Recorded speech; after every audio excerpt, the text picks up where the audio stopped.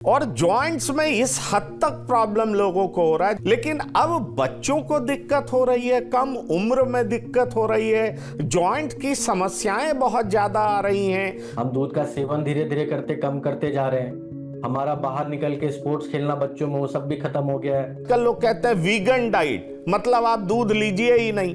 अब एक आप कह रहे हैं आजकल लोग दूध नहीं पीते। हाँ, ये विचारधारा हो सकती है कुछ लोगों की, कुछ रिसर्चर्स की, कि हमें दूध का सेवन नहीं करना चाहिए, पर इसका ये मतलब नहीं कि हमारे शरीर में कैल्शियम नहीं जाना चाहिए। झुक के चलते हैं, एक हाथ काम नहीं करता है। क्या मेडिकल साइंस जो क्लेम करता है कि इतना डेवलप हो चुका है, क्या इनको ठीक नहीं रख सकता है? सही मायने में कहें तो उसे समस्या नहीं माननी चाहिए। जब हमारी उम्र बढ़ेगी तो इस प्रकार की बदलाव आएंगे। ऑस्टियोआर्थराइटिस क्या स्टार्टिंग पीरियड में ही पकड़ा जा सकता है? आप इस समस्या को छुपा नहीं सकते, चाहे आप जितने भी अज्ञान हो, आप अगर पढ़े लिखे नहीं हैं, आप छोटे बच्चे भी हो, तब भी आप इसको पहचान सकते हैं।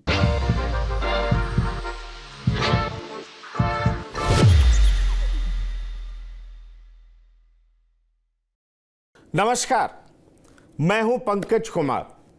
इस विशेष कार्यक्रम में मेरे साथ एक मेहमान हैं, जी हां, जिन्होंने चिकित्सा के क्षेत्र में शानदार काम किया है। आपको यह बता दें कि जिन लोगों को जॉइंट रिप्लेसमेंट की जरूरत पड़ती है, क्योंकि आपको मालूम है कि बहुत सारे लोग बड़े ही क्रोनिक अर्थराइटिस से परेशान रहते हैं, उनको बहुत हड्डी का दर्द रहता है, जोड़ों का दर्द रहता है, बड़ी दिक्कत रहती है, जगह जगह पर घूमते हैं, समुचित इलाज नहीं मिल पाता। तो निश्चित तौर पर उन्हें एक ऐसे चिकित्सक की ज़रूरत होती है जो कि उनका इलाज कर सके। आज हमारे साथ वैसे ही एक चिकित्सक हैं जिनका नाम है डॉक्टर स्वरूप पटेल, और वो डायरेक्टर रोबोटिक जॉइंट रिप्लेसमेंट है।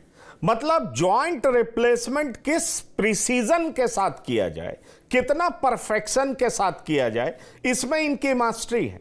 और ख़ास बात यह है कि इन्होंने इस लेटेस्ट टेक्नोलॉजी का इस्तेमाल बनारस जैसे शहर में किया है, ताकि आसपास के क्षेत्र के लोग जो कि गांव में रहते हैं, जिनके लिए दिल्ली आना संभव नहीं है, मुंबई जाना संभव नहीं है, जिन्हें बहुत तरह की दिक्कतों का सामना करना पड़ता है, वो इनके पास आ सकते हैं और ये उन्हें उस तरह की टेक्नोलॉजी से उनका इलाज कर सकते हैं, वो भी उतने ही किफ़ायत में कि उन्हें और कहीं जाने की ज़रूरत नहीं पड़ सकती है। तो मैं सबसे पहले डॉक्टर स्वरूप पटेल का अपने इस खास एपिसोड में बहुत स्वागत करता हूं। डॉक्टर स्वरूप पटेल, आपका बहुत स्वागत है TV9 के इस प्लेटफॉर्म पर।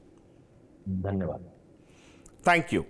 डॉक्टर स्वरूप पटेल, मैं आपसे ये पूछना चाहूँगा कि आजकल लोगों को बहुत ज़्यादा प्रॉब्लम जॉइंट्स में क्यों होता है, और जॉइंट्स में इस हद तक प्रॉब्लम लोगों को हो रहा है, जबकि हम कहते हैं कि अब हम लोगों का लाइफ एक्सपेक्टेंसी बढ़ गया है, हम जीना सीख गए हैं, हमें पता है क्या खाना है क्या नहीं खाना है, लेकिन अब बच्चों को दिक्कत हो रही है, कम उम्र में दिक्कत हो रही है, जॉइंट की समस्याएं बहुत ज़्यादा आ रही हैं, कूल्हे टूट जा रहे हैं।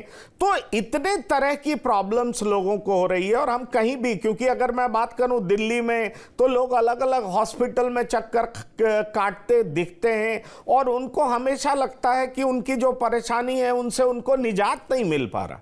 तो ये समस्या इतनी बढ़ती क्यों जा रही है? इस समस्या के बढ़ने का कारण हम लोग स्वयं, ऐसा कहने से लोग आए तो आश्चर्यचकित भी हो सकते हैं, पर हमने अपनी डाइटरी और अपनी लाइफस्टाइल, हमने अपने खाने पीने की शैली, हम बाहर का बहुत ज़्यादा खाने लगे, हमने एक्सरसाइज करना बंद कर दिया, हमने अपने शरीर का बहुत ध्यान नहीं रखा, हम दूध का सेवन धीरे धीरे करते कम करते जा रहे हैं, हमारा बाहर निकल के स्पोर्ट्स खेलना बच्चों में वो सब भी खत्म हो गया है। तो आप बदलाव देखेंगे कि अब हम अपने घर के अंदर बहुत ज़्यादा सीमित होते हैं, कार में बैठ के कहीं चले जाते हैं, तो हमारा वॉकिंग भी कम होता जा रहा है, हमारी डाइटरी हैबिट भी बदलती जा रही है। आदमी पहले अपने घर पे ही खाता था, अब वो बाहर रेस्टोरेंट इस तरीके की चीज़ों से खाता है, अब ऑनलाइन मंगा के खाता है। हालांकि मैं इसके विरोध में नहीं हूं, लेकिन हमें अच्छा खाना है, हमें स्वस्थ रहना है, हमें एक्सरसाइज करनी है, अपने वजन को संतुलित रखना है। समय समय पे जैसे जैसे उम्र बढ़ती है, हर उम्र के पड़ाव पे कुछ शारीरिक जरूरतें होती हैं, उसे हमें समझना है और उनमें अगर हम कोई कमी कर रहे हैं तो हमें उसे दूर करना है। अगर हम ऐसा कर पाते हैं तो हम बहुत सारी समस्याओं को, जिनमें से जोड़ों की गठिया और ऑस्टियोआर्थराइटिक पेन्स, ये सारी चीजों को हम दूर कर सकते हैं। अब आपने बिल्कुल ठीक कहा, लेकिन मैं एक सवाल बीच में पूछना चाहूंगा। आपका जो एक्सपर्टीज है उस पर तो मैं बात करूंगा ही करूंगा, लेकिन मैं चाहूंगा कि आपके माध्यम से पहले दर्शकों को यह बताया जाए कि समस्या है तो क्यों है। क्योंकि अगर ये दर्शक जान जाएंगे, कहते हैं ना precaution is better than cure, तो अगर प्रिकॉशंस लेना शुरू कर देंगे, क्योंकि आजकल लोगों में एक ये फीलिंग्स अब भी आ रही है कि अब हम अपने हेल्थ का बेहतर ध्यान रखते हैं, हमारे अंदर अवेयरनेस बहुत ज़्यादा बढ़ गया है, लेकिन हम देखते हैं कि अब लोग ज़्यादा बीमार पड़ते हैं। एक तरफ टेक्नोलॉजी में एडवांसमेंट दिखता है, मेडिकल फैसिलिटीज बढ़ती जा रही है, तो दूसरी तरफ बीमारियां भी बढ़ती जा रही।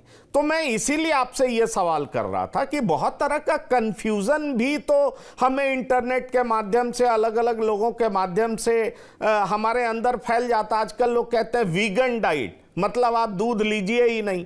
अब एक आप कह रहे हैं आजकल लोग दूध नहीं पीते, कहीं पर यह कॉन्सेप्ट चल जाता है कि भाई आप इस तरह का डाइट लीजिए, क्योंकि ये जो दूध हम पी रहे हैं वो बड़ा अननेचुरल सा दूध है, क्योंकि इसमें जो प्रोटीन है वो डाइजेस्टेबल नहीं है। और वो पता नहीं न्यूजीलैंड का रिसर्च वगैरह भी कोट कर देते हैं, क्योंकि हम जर्सी गाय का दूध पी रहे हैं। पहले देसी गाय के दूध में कोई और प्रोटीन होता था, विटामिन होता था, जर्सी में कोई और है जो कि ह्यूमन बॉडी के द्वारा डाइजेस्टेबल नहीं है, इसलिए हमें नहीं पीना चाहिए। तो एक ये भी फैशन काफी चल गया है कि मिल्क और मिल्क प्रोडक्ट से दूर रहिए, पर अगर आप मिल्क नहीं लेंगे तो आपका बोन कैसे ठीक रहेगा, और बोन ठीक नहीं रहेगा तो आप चल कैसे पाएंगे, खड़े कैसे हो पाएंगे। तो मुझे लगता है डॉक्टर साहब, लोगों का भी कंफ्यूजन होगा, मेरा भी कंफ्यूजन है, कृपया इसको दूर करें। हमें लगता है आपके सवाल बिल्कुल सही है। जितनी ज्यादा रिसर्च होगी उतनी ज्यादा चीजें सामने आती हैं, और कुछ समय के लिए उसमें कंफ्यूजन का विषय भी बना रहता है, विशेषज्ञों के लिए भी और एक सामान्य व्यक्ति के लिए भी। हमें अपने वापस जाना पड़ेगा आज से 50, 60, 100 साल के आसपास पीछे। इस प्रकार की जो समस्याएं हमें आज हो रही हैं, जैसे जोड़ों में गठिया, जोड़ों में दर्द, कमर में दर्द, चक्कर, नींद ना आना, इस प्रकार की समस्या आज से 50 साल 100 साल पहले नहीं थी। वहां अलग समस्याएं होंगी, पर यह समस्या नहीं थी। यह समस्या न होने का कारण क्या था? शुद्ध भोजन मिलता था, चाहे वो मांसाहारी हो चाहे वो शाकाहारी हो। लोग उसे पाने, अपनी जीवन शैली जीने के लिए मेहनत करते थे, तो शरीर एक श्रम करता था जिससे कि और बेहतर बनता था, जो कि आज युग में छूटता जा रहा है। जैसे रही बात हमारे कैल्शियम दूध न लेने की, तो कैल्शियम एक बहुत जरूरी पार्ट है। हाँ, ये विचारधारा हो सकती है कुछ लोगों की, कुछ रिसर्चर्स की, कि हमें दूध का सेवन नहीं करना चाहिए, पर इसका यह मतलब नहीं कि हमारे शरीर में कैल्शियम नहीं जाना चाहिए। हमें अन्य और तरीकों से कैल्शियम को शरीर में रखना ही रखना है। अगर ऐसा नहीं होगा तो हड्डियां कमजोर होंगी, जल्दी टूटेंगी, जल्दी खराब होंगी, बेंड होंगी, बहुत सारी समस्याएं आएंगी। तो उस लिस्ट में नहीं जाकर, पर मैं अपने श्रोताओं से, सभी से इस बात का आग्रह करूंगा, 3 चीज बहुत महत्वपूर्ण है। आप किसी भी विचारधारा को मानते हो, शरीर में जो जरूरी तत्व है वो आप तक पहुंचने चाहिए, जिस भी माध्यम से। मेरा अपना पर्सनल ये होगा, जैसे हम पहले जीवन जीते थे उस पे चलें, दूध पिए, फल फूल खाएं, ताजी सब्जियों का प्रयोग करें, फ्रिज में रख के 10 दिन बाद ना पका के खाना खाएं, बाहर से खाना खाना हमें कम कर देना चाहिए, और जो भी पकाएं घर पे बनाएं। तो चीजों को अगर आप ऐसा करें, एक्सरसाइज करें, खेलने कूदने की आदत रखें, थोड़ी सी अपने लाइफस्टाइल को बाहर ले जाएं घर से, क्योंकि अगर हम ऐसा कहेंगे तो लोग कहेंगे पॉल्यूशन बहुत है मेट्रोज में, ये है वो है। पर अगर आप बाहर जाएंगे तो आप शायद प्रकृति को भी सुधारेंगे और अपने आप को भी। घर में बैठ के फिल्टर लगा लेने से शायद समस्या का समाधान नहीं हो सकता। तो हमें कुछ चीजों में वापस जाना चाहिए, रिट्रोस्पेक्टिवली देखना चाहिए कि वो इतने सालों से सही चलती आ रही थी, आज उसे अचानक से चैलेंज कर देना या उसे रोक देना बहुत उचित नहीं होगा। आप बिल्कुल ठीक कह रहे हैं और आपने बिल्कुल बड़ी अच्छी बात कही कि more you sweat more you shine. इसका अलग अलग मतलब निकाला जा सकता है, लेकिन बड़ा सीधा सा बात है कि आप पसीना निकालेंगे, वर्जिश करेंगे तो आप स्वस्थ रहेंगे। और इसका दूसरा मतलब ये भी है कि आप जिस भी क्षेत्र में हैं खूब मेहनत करिए, तभी आप चमकिएगा, निखरिएगा। जैसे हमारे सामने डॉक्टर बैठे हैं, इन्होंने अपने फील्ड में बहुत मेहनत किया है, इसलिए आज हम इनका इंटरव्यू भी कर रहे हैं, क्योंकि ये अपने क्षेत्र में निखर रहे हैं। सवाल ये है कि लोगों को बात होता है, लोगों को गठिया होता है, इन सारी बीमारी को बताया जाता है कि ये लाइलाज बीमारी है, इस बीमारी का कोई इलाज नहीं है। डॉक्टर पटेल, मैं आपसे ये समझना चाहूंगा कि क्या वाकई एलोपैथ में इसका इलाज है, क्योर है? क्योंकि मैं बहुत लोगों को देखता हूं एक उम्र के बाद वो कहते हैं बात से परेशान हैं, गठिया से परेशान हैं, सीधा चल नहीं पाते, झुक के चलते हैं, एक हाथ काम नहीं करता है, बहुत तरह की समस्याएं हम देखते हैं। और अचानक हमें लगता है कि आखिरकार इनको हो क्या गया है। क्या मेडिकल साइंस जो क्लेम करता है कि इतना डेवलप हो चुका है, क्या इनको ठीक नहीं रख सकता है? क्या इनका क्योर नहीं कर सकता है? तो थोड़ा इस पर विस्तार से बताएं आप हमें। तो गठिया आप सब लोग जानते हैं, अगर नहीं जानते तो मैं बता दूं, 100 से ज्यादा प्रकार की होती, पर उनमें से कुछ ही हमारे जीवन को बहुत ज्यादा ग्रसित करती हैं, जिनमें से एक सबसे सामान्य है ऑस्टियोआर्थराइटिस। ऑस्टियोआर्थराइटिस उम्र के साथ होने वाली समस्या है। अब अगर सही मायने में कहें तो उसे समस्या नहीं माननी चाहिए। जब हमारी उम्र बढ़ेगी तो इस प्रकार की बदलाव आएंगे। अगर हम दूसरे रूप में देखें तो अगर हम बूढ़े होंगे तो हमारे बाल सफेद होने हैं, किसी के कम, किसी के ज्यादा, किसी के जल्दी, किसी के लेट।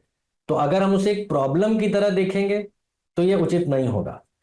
जैसे हम उम्र बढ़ती है, हमें मोतियाबिंद आती है, हमारे चेहरे की झुर्रियां आती है, तो हम उसे प्रॉब्लम की तरह नहीं देखेंगे।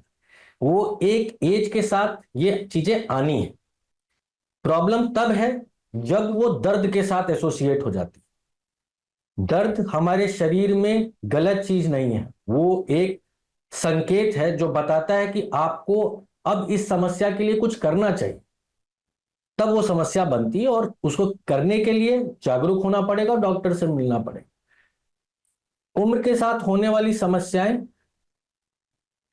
लाइलाज नहीं, लोगों के डर ने, भय ने, अज्ञानता ने उसे लाइलाज बना दिया है। जोड़ों की समस्या अगर है तो उसका समाधान है कुछ दिन आप एक्सरसाइज, पीआरपी थेरेपी, दवाइयां, लाइफस्टाइल मॉडिफिकेशन से एक अपना समय, उचित समय निकाल सकते हैं। मान लीजिए आप 50-55 के हैं, आप 60-65 तक इन चीजों से अपने लाइफ में बदलाव करके उस दर्द से मुक्ति पा सकते हैं।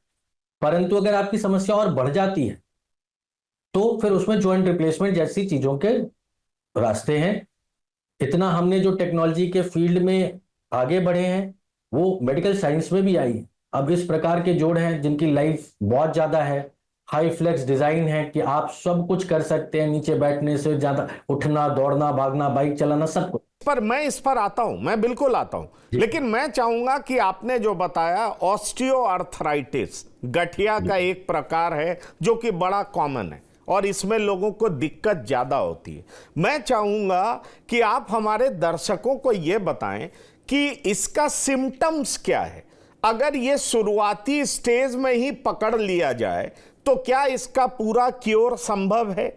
उसके बाद फिर हम आएंगे कि आपका जो एक्सपर्टीज है उस पर हम आएंगे, लेकिन हम ये समझना चाहते हैं कि ऑस्टियोआर्थराइटिस क्या स्टार्टिंग पीरियड में ही पकड़ा जा सकता है? आपको जान के आश्चर्यचकित होंगे आप कि आप इस समस्या को छुपा नहीं सकते, चाहे आप जितने भी अज्ञान हो, आप अगर पढ़े लिखे नहीं हैं, आप छोटे बच्चे भी हो, तब भी आप इसको पहचान सकते हैं। ये जोड़ों का दर्द है और सब व्यक्ति दर्द समझ सकते हैं। दर्द बुढ़ापे में बार बार जोड़ों में हो रहा है, उठने में, बैठने में, सीढ़ी चढ़ने में, तो ये संकेत है कि आपके पैरों में ऑस्टियोआर्थराइटिस हो सकती है। इसकी पुष्टि एक्सपर्ट को करने दें, पर यह आपके लिए संकेत है कि आपको ऑस्टियोआर्थराइटिस या आर्थराइटिस की समस्या हो रही है। वो न सिर्फ घुटनों में ही नहीं, किसी भी जोड़ में हो सकती है, एल्बो में हो सकती है, कंधों में हो सकती है, रीढ़ की हड्डियों में हो सकती है। तो जहां जहां शरीर में जोड़ है वहां आर्थराइटिस की समस्या हो सकती है। सबसे पहला प्रथम संकेत आपको मिलता है, वहां दर्द शुरू होता है, और उस दर्द से हम डॉक्टर्स आगे पता करते हैं कि क्यों, इन्वेस्टिगेशन कराते हैं, X ray, MRI, CT scan, blood के टेस्ट, उससे हम उसका नामकरण करते हैं कि ये कौन सी वाली गठिया। अच्छा, बहुत बढ़िया, ये आपने बहुत अच्छे से समझाया। अगर मैं अपनी बात करूं, मैं अपनी बात करता हूं ताकि दर्शक मुझसे भी कोरिलेट कर सकते हैं। मैं घूमता हूं, वॉक करता हूं, मस्त रहता हूं, मुझे कोई दिक्कत नहीं होती।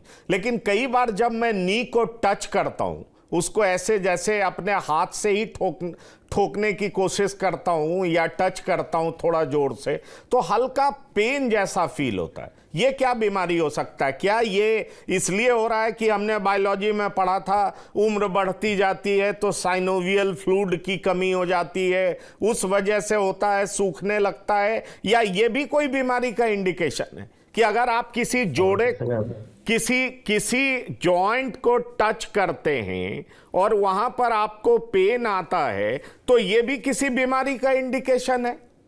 ये सब एक तरह से आर्थराइटिस के ही सिम्टम्स हैं। आर्थराइटिस माइल्ड, मॉडरेट और सिवियर होती है। बहुत बार बहुत अर्ली होती है तो उसे हम माइल्ड कहते हैं। उसमें साइनोवियल थिकनिंग हो सकती है, पैर मोड़ने सीधा करने में दर्द हो सकता है, ट्रोमेटिक हो सकती है, चोट लगने के कारण हो सकती है, हमने ज्यादा एक्सरसाइज कर दी इसलिए हो सकती है। तो बहुत सारे उसके रंग रूप हैं। सभी प्रकार की गठिया को एक बास्केट में नहीं डाल सकते और सभी स्टेज को एक बास्केट में नहीं डाल सकते, पर स्टार्टिंग में बार बार दर्द होना ही उसका सबसे प्रथम लक्षण है जो हमें चिंता की तरफ डालता है। एक दो बार होना बहुत बड़ा कारण नहीं है, लेकिन बार बार होना, हमारे लिए रिपीटेड होना, ये एक तरह से इशारा है कि you need to see a doctor, आपको डॉक्टर की सलाह की जरूरत है।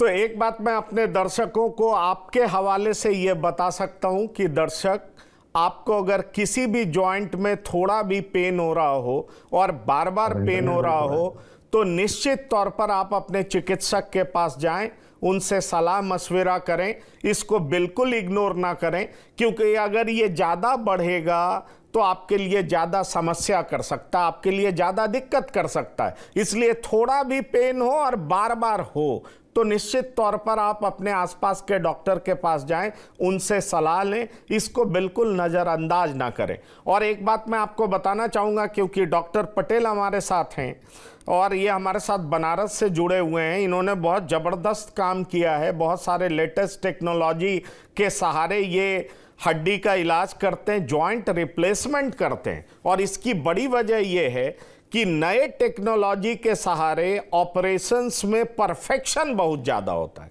जिसको हम रोबोटिक सर्जरी कहते हैं। मैं चाहूँगा डॉक्टर पटेल कि आप रोबोटिक सर्जरी के बारे में थोड़ा बताएं कि आखिरकार जॉइंट रिप्लेसमेंट में रोबोटिक सर्जरी की ज़रूरत क्यों पड़ गई? कि एशिया में रिकॉर्ड है आपका सिंगल डे में मैक्सिमम ऑपरेशन करने का रोबोटिक सर्जरी के द्वारा, यह आपने रिकॉर्ड कायम किया है। मैं आपको, आप बधाई के पात्र हैं, लेकिन मैं यह समझना चाहता हूं कि इसकी जरूरत क्यों पड़ती है? क्या ह्यूमन हैंड से बेहतर सर्जरी नहीं हो सकता जो रोबोटिक सर्जरी की जरूरत पड़ती है जॉइंट रिप्लेसमेंट के लिए?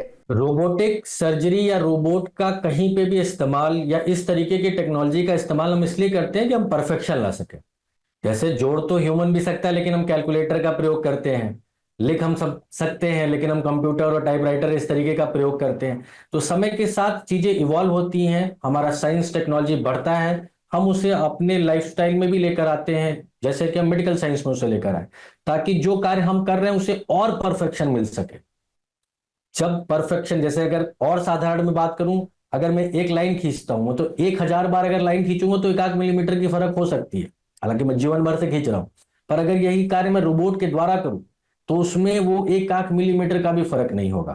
तो जोड़ प्रत्यारोपण में ये देखा गया है कि कंपोनेंट का सही बैठना, ये कंपोनेंट का सही बैठने का अर्थ है जो हम सतह लगाते हैं, ये बिल्कुल अगर साधारण बात करूं तो घोड़े की नाल जैसा है, तो उस नाल की फिटिंग सही बैठनी चाहिए।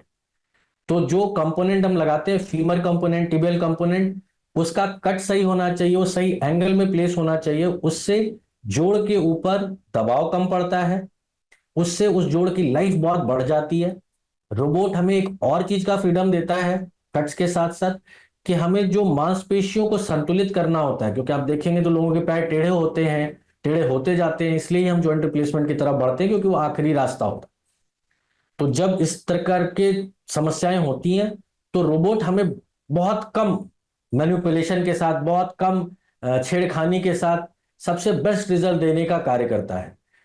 तो रोबोट और मैं समझ गया बिल्कुल। और मैं चाहूंगा कि दर्शकों को यह बताऊं भी कि रोबोट की वजह से जो सर्जरी है उसमें परफेक्शन बहुत ज्यादा होता है, प्रिसीजन के साथ ऑपरेशन होता है, चांसेस उसमें खराबी का या बोन सेट करने का बहुत कम हो जाता, मिनिमाइज हो जाता है, क्योंकि रोबोट करता है जो कि परफेक्शन के साथ करता है। अब मैं आपसे एक सवाल पूछूंगा, क्योंकि अक्सर मैंने देखा है, सुना है, अपनी फैमिली में भी देखा है, बुढ़ापे में लोग वॉशरूम जाते हैं, चलते फिरते गिर जाते हैं और उनका कूल्हा टूट जाता है। और कूल्हा टूटना इतना खराब होता है, मान लीजिए वो 80s के 80 साल के उम्र में हो, 75 साल के उम्र में हो, और कहा पहले ये जाता था कि इनका कूल्हा अब चेंज करने का कोई मतलब नहीं है, पर अगर आप चेंज नहीं करो तो वो कोई भी दैनिक कार्य खुद कर नहीं पाते हैं, उनकी लाइफ बड़ी ही बर्डनसम हो जाती है। ऐसे में सवाल उठता है कि क्या कूल्हे के चेंज में भी आपके यहाँ रोबोटिक सर्जरी के द्वारा इस तरह की सुविधा है क्या? कूल्हे में भी रोबोटिक्स का बहुत यूज है। जिन उस एज उम्र की बात हम लोग कर रहे हैं, जो बूढ़े गिर जा रहे हैं, तो गिरने का कारण है क्योंकि उनके गठिया होती है, इनकोऑर्डिनेशन होता है, रात में उठते हैं तो सुनने की क्षमता कम हो जाती है, आंखों से दिखता कम है, इसलिए उनको फ्रैक्चर्स होते हैं। तो जब भी इस प्रकार का होता है तो एक सर्टेन में, जब इंट्रा कैप्सुलर फ्रैक्चर उसे कहते हैं, जब नेक टूटती है, तब हम लोगों को हिप रिप्लेसमेंट पार्शियल या टोटल हो सकता है, हम आधे गोले को चेंज करें और टोटल में हम दोनों सरफेस को चेंज करते हैं, एस्टाबुलम और हेड को भी। तो इसमें भी हम रोबोट का इस्तेमाल करते हैं और लोगों को इससे भी एडवांटेज होता है। हालांकि ये एडवांटेज हम लोग यंग में ज्यादा देखते हैं, जो यंग है उनको भी गठिया के कारण उनके जोड़ खराब हो जाते हैं। एज यंग एज 14 ईयर, 14 साल की उम्र तक के लड़कियों का हम लोग सर्जरी करें, उनमें रोबोट का इस्तेमाल बहुत ज्यादा बेहतर हो जाता है, बहुत ज्यादा जरूरी हो जाता है, ताकि हम उस चीज को वेल प्लेस करें और वो कुल्हा, वो घुटना सालों साल चले, जितना मैक्सिमम उसको चलना चाहिए।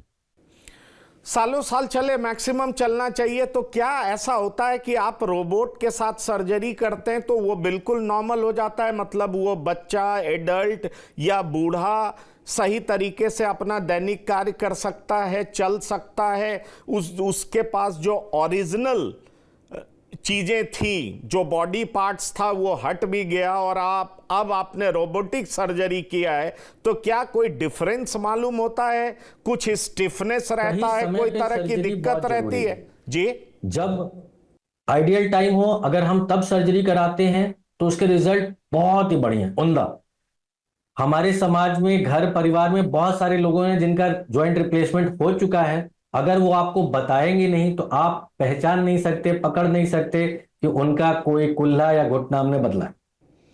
तो ये बताइए, एक बड़ा मिथ रहता है कि 80 साल के आप हो गए, आपको कूल्हा चेंज कराने की अब जरूरत नहीं है, आप कूल्हा चेंज कराएंगे तो आपकी जान जा सकती है। ये मिथ है या आप चेंज कराया जाना चाहिए? अगर कूल्हा टूट गया है बड़े बुजुर्ग का तो उनको चेंज कराया जाना चाहिए, क्योंकि छोटे शहरों में इस तरह की बात होती है कि अब इस उम्र में क्या चेंज कराना, क्योंकि ऑपरेशन होगा तो मौत भी हो सकती है, तो जिंदा रहने के लिए उसको चेंज कराने की जरूरत नहीं है। क्या करना चाहिए? ये एक गलत धारणा है। जैसा कि आपने सही कहा कि अभी उस प्रकार से जैसे एक्सेप्टेंस मेट्रो शहरों में है, वैसी छोटे शहरों में नहीं आई है। ऑपरेशन से जान जाने का कोई खतरा नहीं होता। अब जैसे सब चीज में एडवांसमेंट आया है, एनेस्थीसिया के टेक्निक्स में भी आया, अब से उस हिस्से को सुन्न करते हैं जहां हमें सर्जरी करनी होती है। ना पेशेंट बेहोश होता है, ना उसे कहीं कोई दर्द होता है। ऑपरेशन के चंद घंटों के बाद, 4 से 6 घंटे के बाद, वही 80 साल का वृद्ध खड़ा हो सकता है, चल सकता है, और दूसरे तीसरे दिन वो अपने घर और सामान्य वॉकर से चलता हुआ चले जाते हैं। तो ये एक पुरानी धारणा थी, और अब मैं आपको बताऊं, बनारस और आसपास के क्षेत्रों में भी ये धारणा खत्म सी हो चली है। अब ऐसा पूछने और देखने वाले लोग नहीं मिलते। रही बात 80 साल पे कराना चाहिए या नहीं, जरूर कराना चाहिए, क्योंकि जीवन चलने के लिए बना है, उसे बिस्तर पे बैठाकर रोगों का घर बनाने के लिए नहीं। तो ये आप बहुत बड़ी बात कहते हैं। मुझे लग रहा है कि हमारा इंटरव्यू जब लोग देखेंगे तो वृद्धों में भी एक होप जगेगा, क्योंकि उन्हें लगता है कि इस उम्र में अगर हड्डी टूट गई तो अब ऐसे ही हमें जीना पड़ेगा, भगवान ने हमें ये कष्ट भोगने के लिए ही इस तरह का तकलीफ दिया है। ये इस तरह की बातें लोग कहते हैं 80 साल 75 साल के बाद ऑपरेशन ठीक नहीं होता, इसमें जान जाने की गुंजाइश बहुत ज्यादा रहती है। इस तरह की बात मैं छोटे शहरों में बहुत ज्यादा सुनता हूं, इसलिए मैंने आपसे ये सवाल पूछा। आपने बहुत अच्छा करा ये सवाल पूछकर, पर ये हमारी सोच है कि अभी हम भगवान ने भोगने के लिए भेजा है, भगवान ने हमें जीवन जीने के लिए भेजा है, और वो आपको बेहतर समझता है, इसलिए इस उम्र पे भी आपको चुनौती दी है कि आप फिर से खड़े होकर समाज को, घर परिवार को सही रास्ता चलकर दिखा सके। डॉक्टर पटेल, एक बात मुझे और भी समझाएं कि आखिरकार बुढ़ापे में ऐसा क्या होता है कि चलते फिरते भी हड्डियां टूट जाती हैं? क्या हम बुढ़ापे में अपने हड्डियों का देखभाल कैसे करें? ठीक है, अगर टूट जाती हैं, रिप्लेसमेंट की जरूरत है तो आपके पास जाना चाहिए, पर बुढ़ापे में या ज्यों ज्यों हमारी उम्र बढ़ती जा रही है, हम अपने हड्डियों का देखभाल कैसे करें? क्योंकि कई बार हमने कई बूढ़े लोगों से बात की है, उन्हें पता ही नहीं चलता कि उनकी हड्डी कैसे टूट गई। वो चल फिर रहे थे, उनकी हड्डी टूट जाती है। तो आखिरकार बोन में होता क्या है?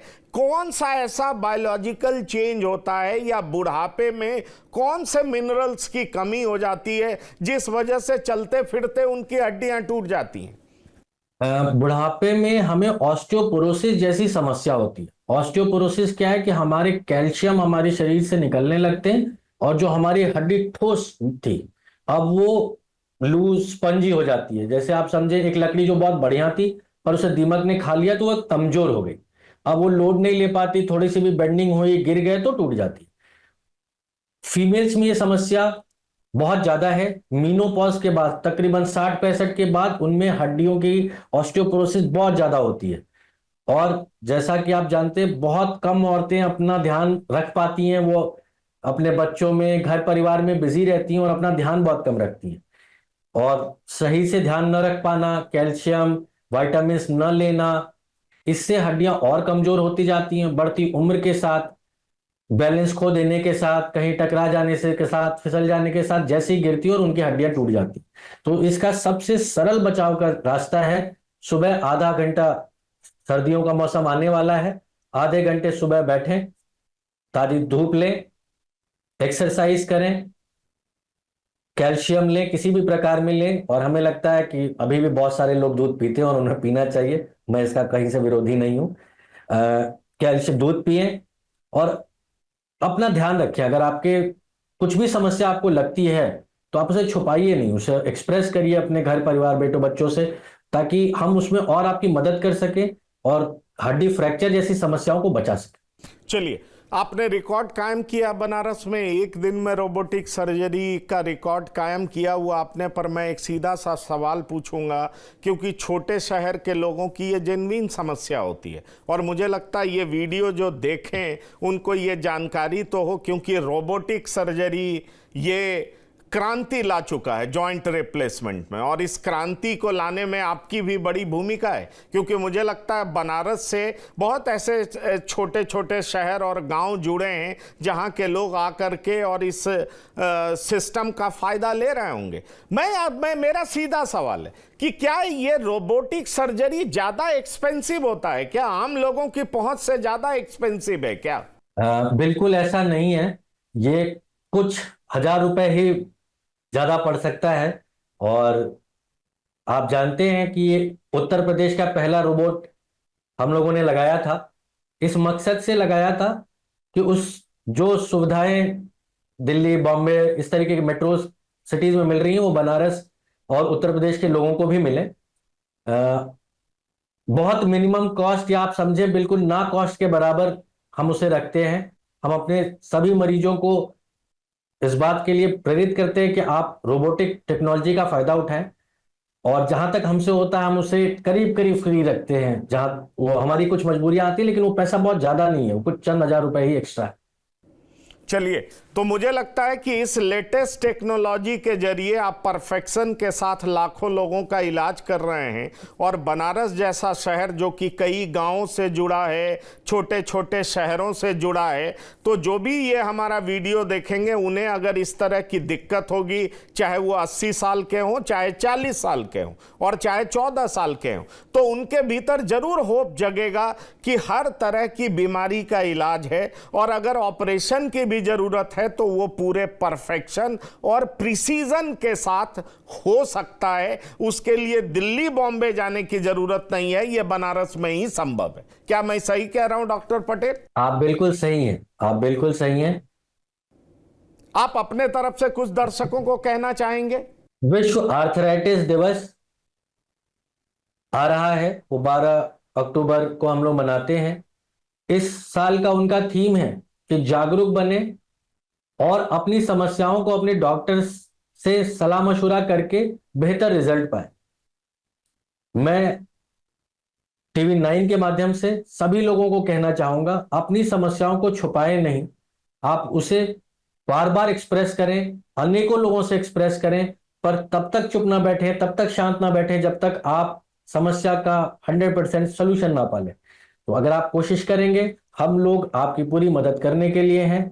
और अगर आपको लगता है कि आपको ज्वाइंट की सर्जरी की आवश्यकता है, हम पिछले 40 सालों से ये सेवा दे रहे हैं वाराणसी में, अब हम और प्रिसीजन के साथ दे रहे हैं। आप जब चाहें, हमारे द्वार खुले हैं, आप 24 घंटे हमसे संपर्क कर सकते हैं। चलिए, तो देखिए ये लोगों के बीच उम्मीद भरी बातें, और इन्होंने एक बात बहुत जोरदार तरीके से कही जिसको मैं रिपीट कर देता हूं कि आप तब तक ना बैठें जब तक आप नॉर्मल ना महसूस करें।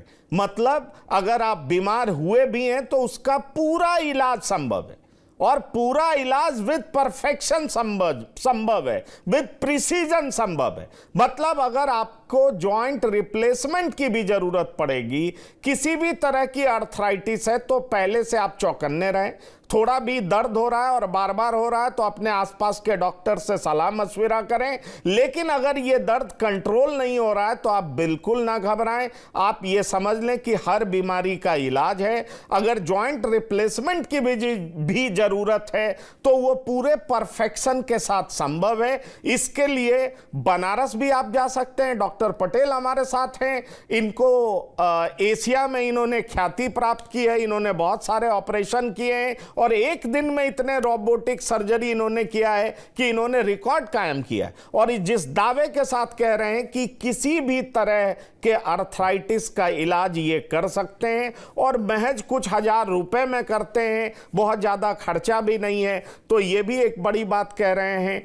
डॉक्टर स्वरूप पटेल, आपने हमसे बात की और हमारे जरिए आप लोगों के भीतर जो होप जगा रहे हैं, उम्मीद जगा रहे हैं, क्योंकि कहा यह जाता है कि एक बार आर्थराइटिस हो गया तो आपको लाइफ लॉन्ग इसको कैरी करना होगा, और आप सीधा इसको कह रहे हैं कि नहीं, हर तरह की बीमारी का इलाज है और अगर रिप्लेसमेंट भी करना है तो परफेक्शन के साथ संभव है। इसके लिए ह्यूमन हैंड नहीं, रोबोटिक सर्जरी की भी जरूरत पड़ती है, तो हमारे पास है और हो सकता है इंडिया में और भी कई जगह पर होगा। पर आप ये कह रहे हैं कि इलाज संभव है, तो मुझे लगता है कि ये एक बहुत बड़ी उम्मीद है।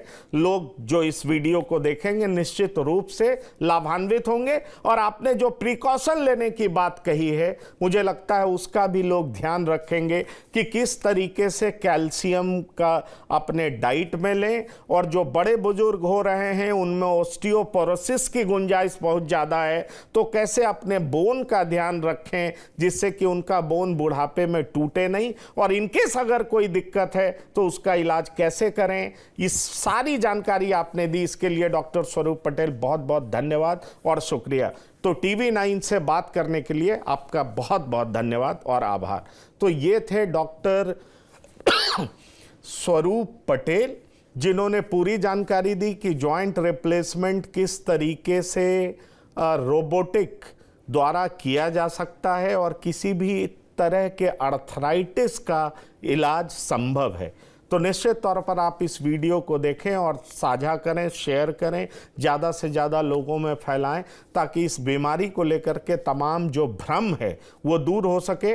12 तारीख को विश्व आर्थराइटिस डे भी है, तो आपसे दिवस भी है, तो आप समझ सकते हैं कि लोगों के बीच में जागरूकता के लिए ये क्यों ज़रूरी था। इसलिए हमने आपके बीच ये वीडियो लाने का प्रयास किया है। बहुत बहुत धन्यवाद और शुक्रिया। इस प्रोग्राम में इतना ही। ताज़ा तरीन खबरों के लिए आप लगातार देखते रहिए TV9। धन्यवाद, नमस्कार।